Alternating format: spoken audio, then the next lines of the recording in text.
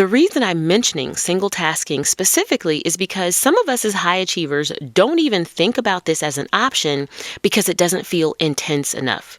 It feels really basic, right? But when you avoid the switching aspect that comes with the multitasking that most of us try to do, you actually become more efficient.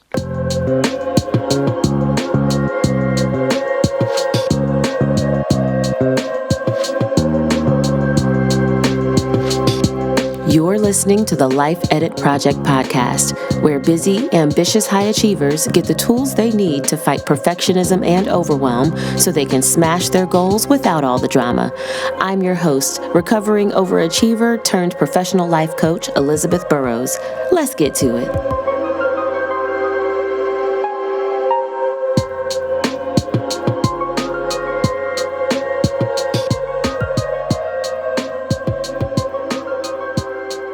Good day, good people. Welcome back to what is episode 44 of the Life Edit Project podcast. I'm Coach Elizabeth, back with more juicy goodness as always, because that's the way I like to give it, and that's what I know y'all want. Listen, it's a beautiful day here in sunny South Florida, where as I record this. So I'm going to try to make this podcast episode as quick and as efficient as possible because I don't really want to be in this recording booth any longer than absolutely necessary today. That's just how I feel. So bear with me. We're going to make it do what it do as fast as we can do it, and then we're going to be done with it. And that feels appropriate somehow because, as you may recall, today's episode is actually the second part of a 4-part mini-series on productivity. Now, in case you missed last week's episode, or perhaps you are a new listener, in which case, welcome. Thank you for being here. We are talking about a few different components of productivity over this 4-week mini-series. And I have decided to alternate between helping you identify the challenges that you might be having with your productivity and also sharing some strategies for success so that you can be more productive. So last week's episode was about procrastination, which is definitely a challenge that many of us face. It is something that gets in the way of productivity for so many of us. And today I want to talk to you about how to get more things done, because that's a very important part of this conversation. So I'm trying something new with this episode, and I'm basically giving you a roundup of some of the most useful productivity hacks out there for high achievers. But of course, because I'm still me, I am still going to sneak in a little insight on these strategies and talk about when and why these strategies are most likely to be useful for you. Because here's what I've learned after being a life coach for like 6 years and working with more than 100 clients. Almost everything will work for somebody. There isn't really anything out there that just doesn't work at all. But it's also true that there's almost nothing out there that works for everybody all the time. That means you've got to be willing to try different things and figure out what works for you. So if you want to be more productive, and for the sake of today's conversation, we're talking about productive, meaning getting things done. If you want to be more productive, then you have to be willing to find the thing or things that consistently work for you, and then use those strategies consistently. And that is how you'll get more things done, my friend. So let's dive into the deep end of these productivity hacks so that we can get more things done, shall we? Ready? Let's go.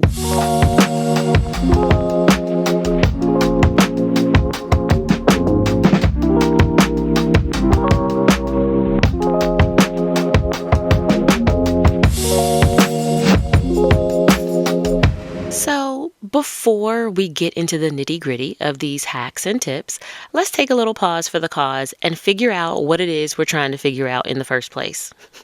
If you want to get more done, it means that you believe you're not getting enough done, that there's some type of shortfall that you're experiencing in your productivity. You're getting less done than what you want to get done, or less done than what you think you should be getting done. But that's not even the important thing. The important thing is why. Why are the things not getting done? What is the nature of your lack of productivity? And the answer to those questions is really important because different problems will have different solutions. I have said this in some point or another in so many different episodes of this show, but it bears repeating. And just because we're talking about productivity doesn't mean that this principle does not apply. So, here are some of the most common productivity problems that I've encountered with my clients who are trying to get more done. And these are in no particular order.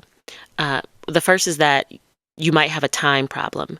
And that is to say, you've got more work to do than time to do the work. You might also have an action problem. And an action problem might mean that the things aren't getting done because you're not taking enough of the required action to make the things happen or to bring the things to completion. You could also be experiencing an efficiency problem. And by that, I just mean that your workflow, the way you are working, is suboptimal. And finally, you might also have an energy problem. And by that, I mean you don't have the physical or the mental energetic capacity to do the things you're trying to do when you're trying to do them. Now, that is not an exhaustive list of the types of productivity problems that you might encounter, but it's going to cover probably 80% of the productivity problems that most of y'all who are listening to this will have. And that list alone of the type of productivity problem you might be having or experiencing is worth the price of admission, like full stop. If you're listening to this episode and you stop the episode right here, you've got enough to chew on to get an aha moment and make some changes in your life that will make you more productive. But here's why you should keep listening. I'm about to give you some productivity hacks that will help you get more done. And I'm going to tell you which of these productivity problems they are meant to solve. So, boom. All right, here we go. The first productivity hack that I want to mention is probably a little too obvious, a little too on the nose, but I'm going to say it anyways because a lot of us are doing it wrong. And that is multitasking. And by multitasking, I literally mean doing multiple things simultaneously. Now, the idea here with multitasking is that you do more with the time you have. So for a lot of this, we intend multitasking to solve the time problem, right? But multitasking has a problem. There is a crap ton of research out there that shows us that multitasking doesn't actually work. It's not given what we think is given. Usually, we're not actually doing multiple things at the same time.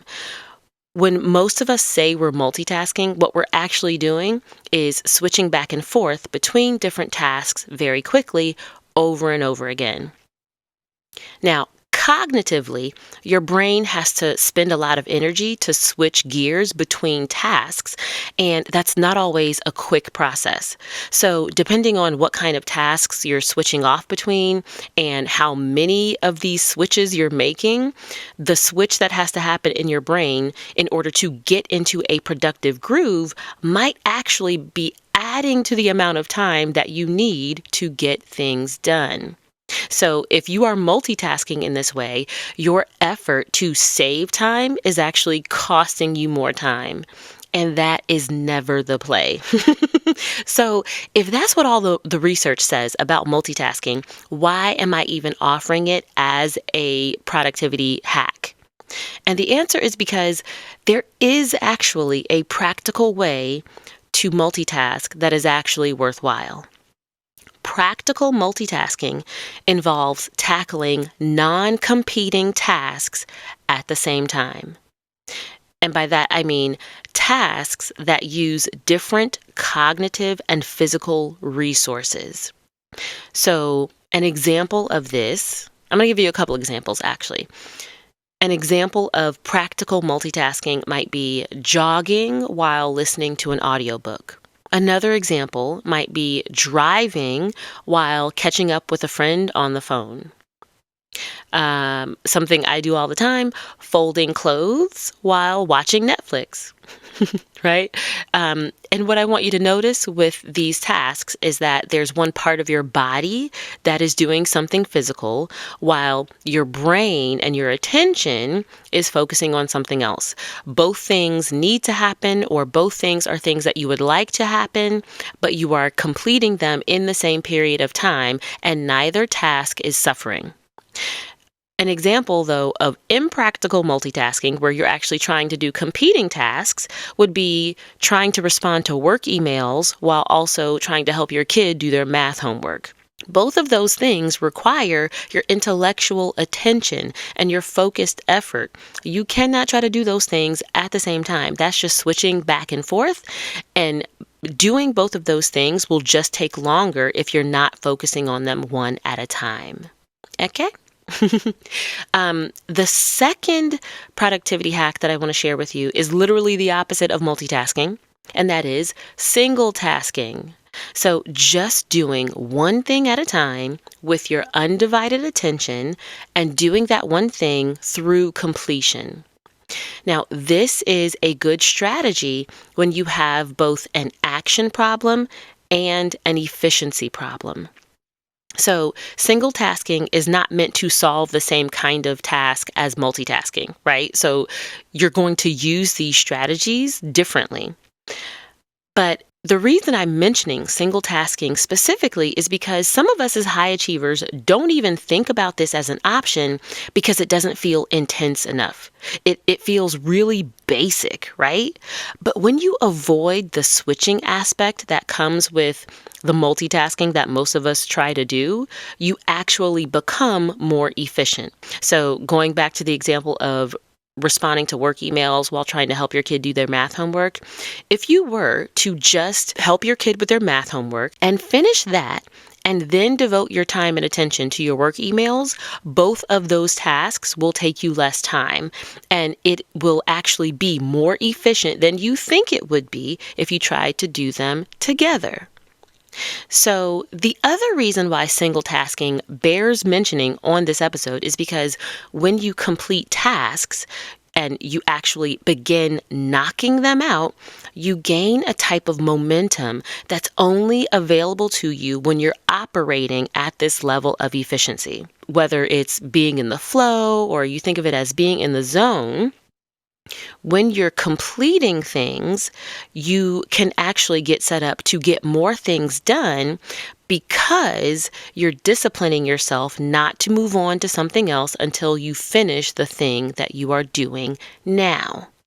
Experiencing kind of the joy, that little dopamine hit that comes with crossing something off of your to-do list can actually help you take more action and get more things done.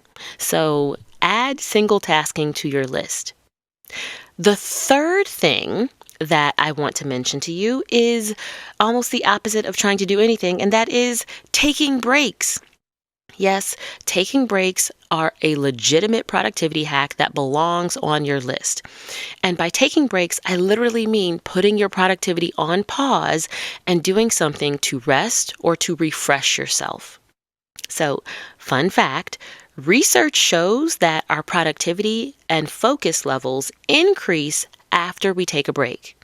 So by taking breaks, you are actually solving for the efficiency problem that you might have. If your efficiency is suffering because your attention or your focus is suffering, you can get more things done by simply infusing more breaks into your workflow.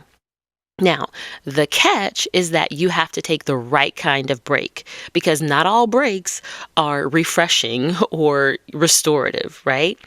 The most effective breaks that lead to increased productivity are ones that are related to creativity, movement, socializing, and nourishment.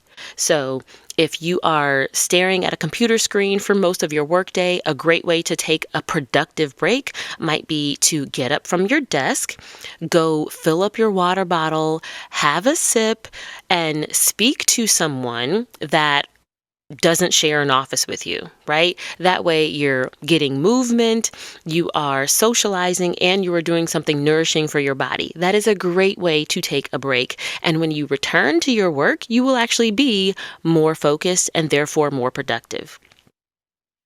Now, a fourth productivity hack that I want to share with you is actually one of my favorites, and it is time blocking. Now, this might not be a new technique to you, but I hope that you will think about it a little bit differently. When I say time blocking, I'm referring to a scheduling technique that divides your day into different blocks of time where you decide what happens during each block. Now, this particular strategy can address both an efficiency problem if you have one, as well as an energy problem if you're being strategic about it. Now, even if you've never decided to time block on purpose, there's a very good chance that time blocking already exists in your life in some capacity without you realizing it. For example, the 40-hour work week is a rudimentary example of basic time blocking because society has essentially agreed that the hours between 8 a.m. or 9 a.m. and 5 p.m. Monday through Friday are the hours that belong to work and career, while the evenings after 5 p.m. and weekends are for personal use. Now, you probably need something a bit more specific than this type of generic time blocking if you actually want to do anything with your life beyond just go to work. I actually recommend time blocking if you find that there is a particular type of recurring task or a specific type of activity that you're not able to get done, especially if you feel like you just don't have time for it. If that is your productivity problem, then one thing that you probably need to do is simply create the time for that task or activity in your schedule so that you can make sure it gets done. Now, there's lots of strategies and approaches to time blocking. I don't have time to go into all of them. I just want to get this strategy on your radar as a tool that you can use. What I want you to consider as you look into time blocking for yourself is that you can be as general or as specific as you want with your time blocks. But the big idea behind time blocking is that you are being intentional with your time, and you are being intentional with where you place the type of work that you are doing within your day and within your schedule. The fifth productivity hack that I want to share with you often goes hand in hand with time blocking, and that is task batching. And by batching, I mean grouping similar types of tasks or projects to be done within a certain period of time. When you batch tasks, you are addressing your efficiency problem. So let me give you an example. If you are at work, you might decide to respond to emails in batches, maybe at the beginning of the day, somewhere in the middle of the day, and before you leave for the day, instead of responding to every single email in real time as they pop up in your inbox, right? So that's a simple example of batching. You might also decide to batch a bunch of household chores on weekends, like cleaning or running errands, right? That's something a lot of us do. Another example of batching that lots of folks are familiar with is the idea of meal prepping, right? Where you're preparing multiple meals at one time. So batching is a good strategy to throw into the mix when you have a bunch of things to do that use different parts of your brain or things that require a certain type of setup. And if it is inefficient to switch back and forth between that type of thinking, or if it's inefficient and takes a lot of time to create the setup every time you got to do the task, then batching is something that can automatically make you more efficient and therefore able to get more done in less time. For example, you might decide that you want to iron all of your clothes for the week on Sunday instead of ironing every day of the week. And that way you don't have to worry about setting up the ironing board or taking the iron down from the closet or the shelf, wherever you keep it, every single day. Now, I love batching because it's a principle that can be applied equally both to your personal and professional life, no matter what it is you're trying to do. There is a way to group your tasks and your projects together in a way that saves you time and effort. The sixth productivity hack that I want to share with you is delegating or outsourcing.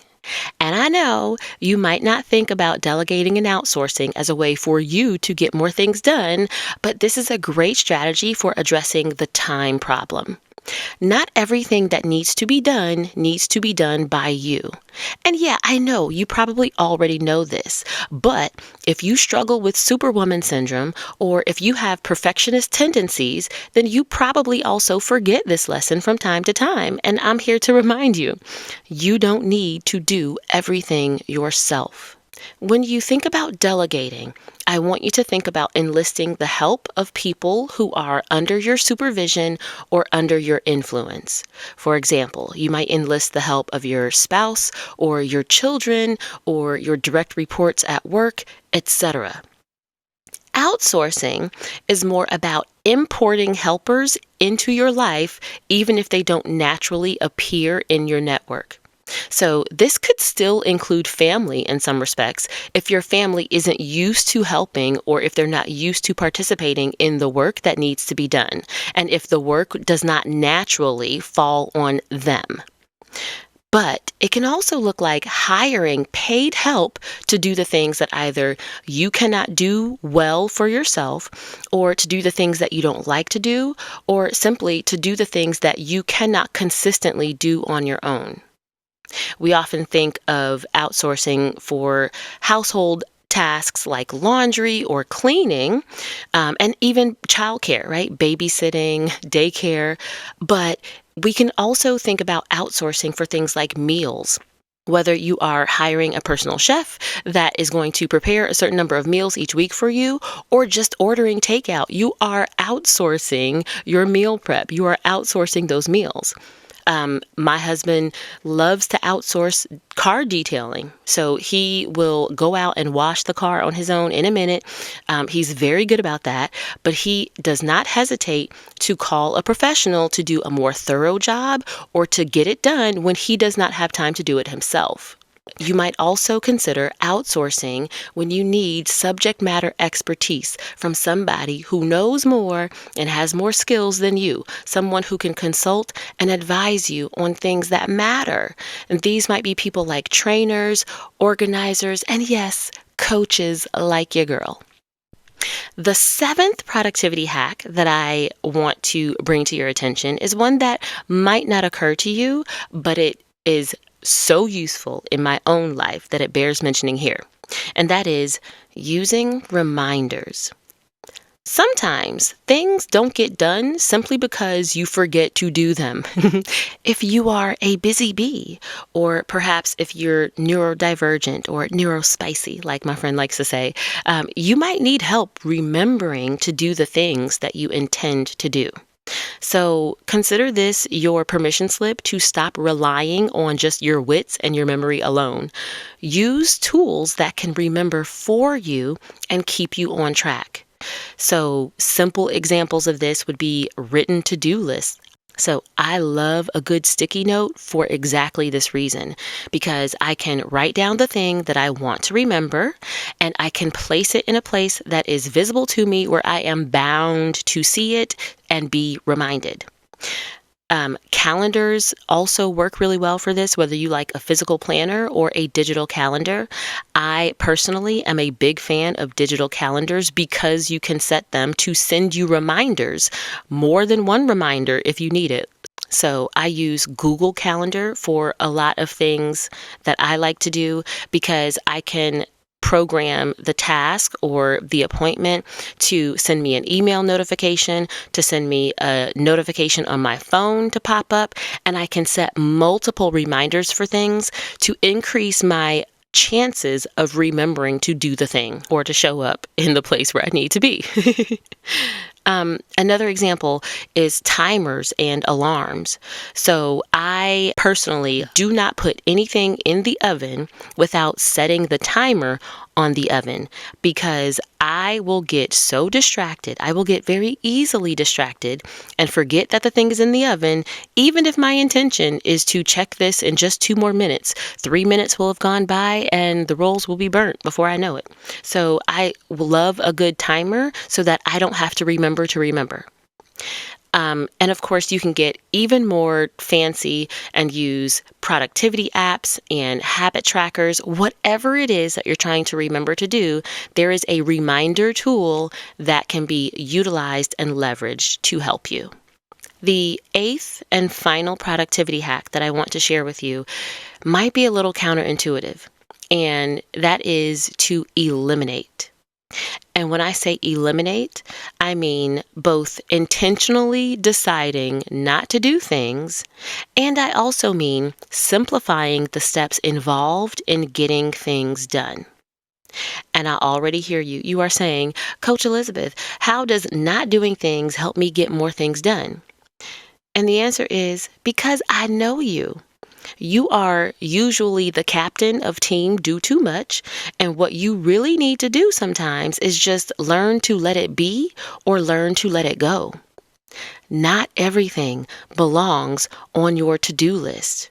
You are not listening to this podcast episode just because you want to get more random things done. You're listening because you want to get more of the things that actually matter done. Productivity and priorities go hand in hand. And because that's true, sometimes the best way to get more things done is to decide not to do the things that don't matter. And what it really comes down to is this. The more time you spend doing things that don't matter, the less time you have available to focus on the things that do matter. And my friend, time is the currency of life, and your life is finite. Your time is limited. You cannot afford to use your time on just any old task that comes up. Now, what I'm not saying to you is that you need to spend your entire life producing results. That is not why I created this episode. No, I believe that life is meant to be lived, not produced or manufactured. And I want to help you create more space to experience the joy of a life well lived, because you have to have the skill of doing what needs to be done when it needs to be done in order to experience that joy. Now, if that sounds like something you want to experience for yourself, let's work together. Book a sales call with me to sign up for my one-on-one coaching program, and let me help you get more things done and live life more fully by using the time you have wisely. The link to book a call is in the show notes, and I'm ready to get started whenever you are. Okay, that's it for today's episode. I hope you have a super awesome and super productive week where all the things get done. And listen, hit me up on social media and let me know which one of these tips in this episode was the most helpful for you. I love feedback and I love hearing from you all. So I will be back next week with part 3 of this productivity mini series. And I promise it's going to be another banger. You don't want to miss it. All right. See you next week. Peace. Hey, thanks for tuning into this week's episode. If you have a question or a favorite insight from today's conversation, I would love to hear from you. Send me a message on social media. I'm in all the places. My handle is @LifeEditProject, all one word. And of course, my accounts are linked up in the show notes to make it easy for you. So holla at your girl. I'll be back in your ears next week with a fresh episode. Make sure that you are subscribed to the Life Edit Project podcast wherever you like to listen so that you don't miss a thing. Until then, peace.